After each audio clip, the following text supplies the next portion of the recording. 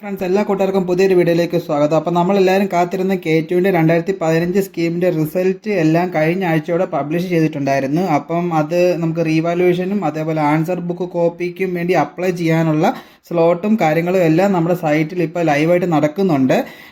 അതായത് ഇതിൻ്റെ last date വരുന്നത് 30/9/2024 അതായത് തിങ്കളാഴ്ച വരെയാണ് ഇതിൻ്റെ ലാസ്റ്റ് ഡേറ്റ് വന്നേക്കുന്നത്. അപ്പം നിങ്ങൾക്ക് ഏതെങ്കിലുമൊക്കെ സബ്ജക്റ്റുകൾ റീവാലുവേഷന് കൊടുക്കണമെന്നുണ്ടെങ്കിൽ ഇതാണ് ലാസ്റ്റ് ഡേറ്റ് വരെ നോക്കിയിരിക്കേണ്ട.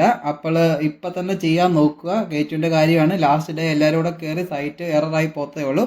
അപ്പോൾ ഇപ്പം തന്നെ ചെയ്യാൻ നോക്കുക. ഇന്ന് 26 ആയിട്ടേ ഉള്ളൂ. അപ്പം മാക്സിമം നിങ്ങൾ ഇത് ഷെയർ ചെയ്യുകയും വേണം. എല്ലാവരും അറിയാത്തവർ കുറേ പേരുണ്ട്.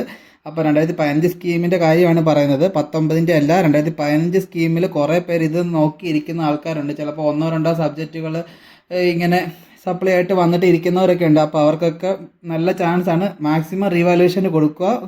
കിട്ടി പോയാൽ പോയെന്നല്ലേ ഉള്ളൂ. ഒരു 630 രൂപയാണ് വന്നിരിക്കുന്നത് ഇപ്പോൾ ചാർജ്. അറിയാത്തവർക്ക് വേണ്ടി നമ്മൾ ഇവിടെ കാണിച്ചു തരാം. നമുക്ക് സൈറ്റിൽ നമുക്കിപ്പോൾ എക്സ്റ്റൻഷൻ തീർന്ന് കിടക്കുമായതുകൊണ്ട് ഒട്ടുമിക്ക ആൾക്കാർക്കും കൺഫ്യൂഷൻ കാണും എങ്ങനെ ചെയ്യുന്നതെന്നൊക്കെ ഉള്ളത്. അപ്പോൾ പ്രത്യേകിച്ച് കാര്യങ്ങളൊന്നും ഇല്ല. പണ്ട് നമ്മൾ ചെയ്ത കാര്യങ്ങളൊക്കെ തന്നെ ഉള്ളൂ. അപ്പം ഞാൻ നിങ്ങൾക്ക് എവിടെ വേണമെങ്കിൽ ഞാൻ ഒന്ന് കാണിച്ചു തരാം. നമ്മൾ സൈറ്റിൽ കയറി പോർട്ടലിൽ കയറി ലോഗിൻ ചെയ്തിട്ടുണ്ട്. എടുക്കുമ്പോൾ ഈ 2024-25 എന്നുള്ളത് മാറ്റി 23-24 ആക്കുമ്പോൾ തന്നെ നമ്മൾ ഏതൊക്കെ എക്സാം എഴുതി, ഏതൊക്കെ നമുക്ക് റിക്വസ്റ്റ് ആൻസർ സ്ക്രിപ്റ്റ് കോപ്പി കൊടുക്കാം, അതേപോലെ രജിസ്റ്റർ ഫോർ റീവാലുവേഷൻ എല്ലാത്തിനും വന്നിട്ടുണ്ട്.